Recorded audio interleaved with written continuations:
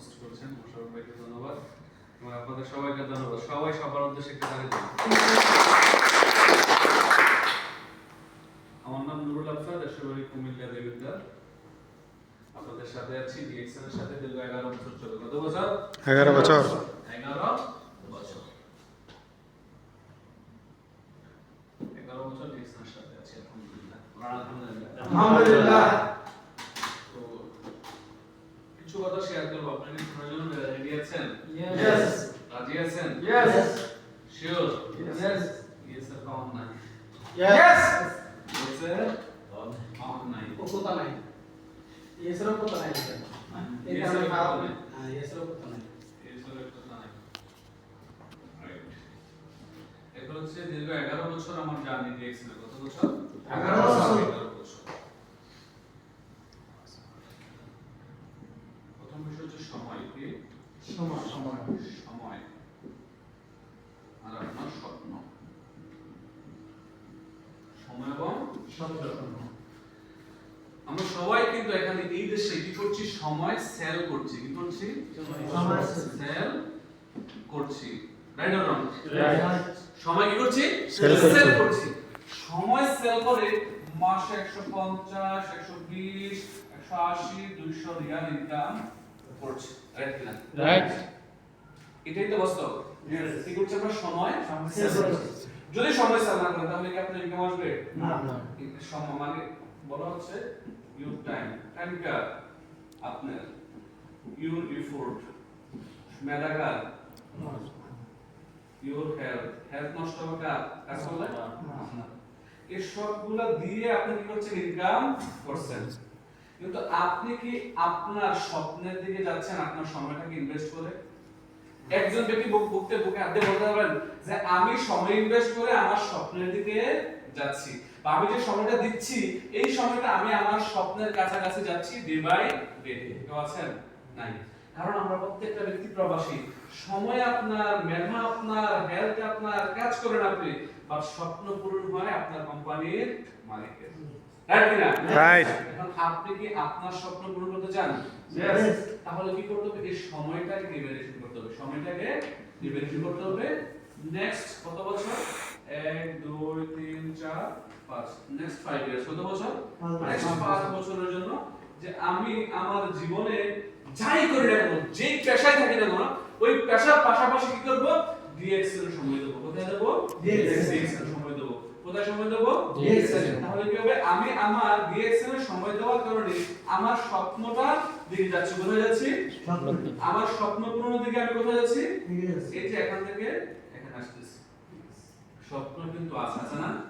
দেখেন আজকের পৃথিবীতে স্বপ্ন যারা বাস্তবায়ন করে ফেলেছে, যারা স্বপ্নের মধ্যে লাইফস্টাইল যাপন করতেছে, তারা কিন্তু সময়কে মূল্যায়ন করেছিল। যারা সময়কে মূল্যায়ন করতে পারে নাই, সময় তাদেরকে কিক মারছে। কিক মারা বোঝেন? একটা সময় তার কাছে টাকা ছিল, অর্থ ছিল, সবকিছু ছিল, বা সে সময়কে ওইভাবে ইউটিলাইজ করে নাই। 5 বছর 10 বছর 15 বছর পরে কিন্তু আস্তে আস্তে তার যে ইনকাম সোর্সটা কমে আসছে। সে এক সময় মানে মাছ মাংস মুরগি ছাড়া মানে খাসি ছাড়া ভাতই খাইতো না। এখন একবেলা ভাত খাইতে কিন্তু খানা জোটাইতে কষ্ট হয়। কারণ সে যখন তার ওই সময়টাকে ইনভেস্ট করা দরকার ছিল করে নাই, সে লেজি ছিল। যার কারণে কিন্তু জীবনে একটা সময় সে কি করছে? সে কষ্ট পেতে হচ্ছে। কারণ আমরা কি জীবনে একটা সময় শেষে কষ্ট পেতে চাই? না। না ভালো থাকতে চাই? স্বপ্ন পূরণ করতে চাই? যে স্বপ্ন কার কার নাই একটু আন্দোলন দেখি। সবার আছে? আসলে কি? সবাই আপনি দেখেন? হ্যাঁ? আচ্ছা, কার স্বপ্ন কত বড় একটু দেখি। 1 কোটি টাকা কে ইনকাম করতে চান মাসে? 1 কোটি না, ক্রাউন অ্যাম্বাসেডর। 1 কোটি? ক্রাউন অ্যাম্বাসেডর এটা। আমি জিজ্ঞাসা করছি 1 কোটি, আপনি কারণ পছন্দ করে টাকার উপর হিসেবে আমাকে আসেন। ইনশাআল্লাহ 1 কোটি টাকা ইনকাম করতে চান না মাসে? 1 কোটি প্লাস। হ্যাঁ? মানে এই তো 1 কোটি যে যারা করতে চান মানে 1 কোটি বা উপরে প্লাস। ভাই বিষয় প্রথম দিন আসছে তো বিষয় হচ্ছে 1 কোটি টাকা। ভাই এটা কি স্বপ্ন দেখলেই সম্ভব? সম্ভব। স্বপ্ন দেখলেই সম্ভব। স্বপ্ন না দেখলে কখনো সম্ভব হবে না। আমি আপনার স্বপ্ন দেখছি 10 লাখ টাকা ইনকাম করব, মাসে ইনকাম করছি। আমি আপনার একটা স্বপ্ন দেখছি 1 কোটি টাকা ইনকাম করব। যাবো কিনা? তাহলে 1 কোটি টাকা ইনকামের স্বপ্ন দেখাটা কিন্তু বড় বিষয় না।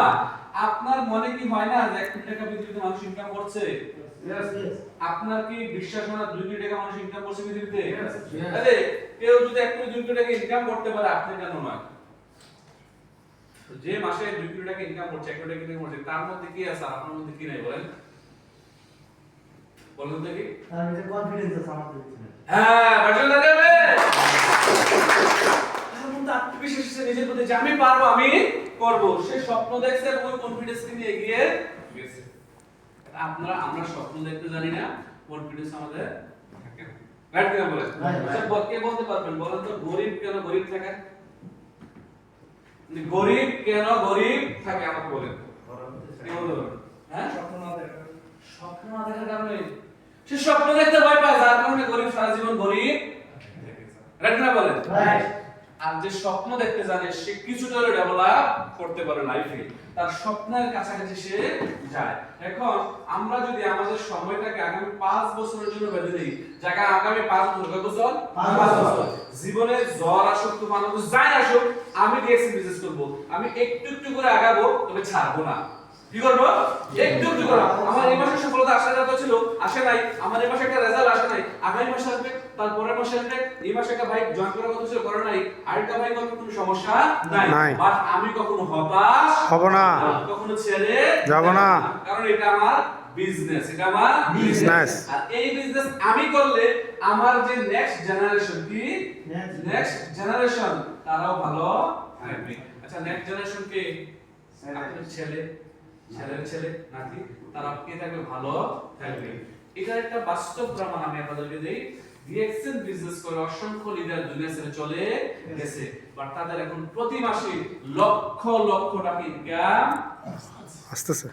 এখন আপনি আজকে সময়টা সেল করছেন। আমার প্রথম কথা ছিল কি, আমরা প্রতিদিন সময় সেল করছি না? প্রতিদিন সময় সেল করার কারণে কিন্তু ইনকাম পাচ্ছি। যতদিন সময় সেল করবেন ততদিন ইনকাম আছে। দেশে চলে গেছেন, সময় সেল করতে পারছেন না, ইনকাম আছে।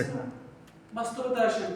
আমাকে একটা ব্যক্তি দেখান যে সে তার আরবাবের অনেক প্রিয় ছিল, উমানি তাকে অনেক বেশি ভালোবাসতো, উমানি তাকে এত বেশি পছন্দ করতো, একেবারে তারা সেলের মতো দেখতো, গাড়ি দিয়ে রাখতো, যখন টাকা যেতে দিত।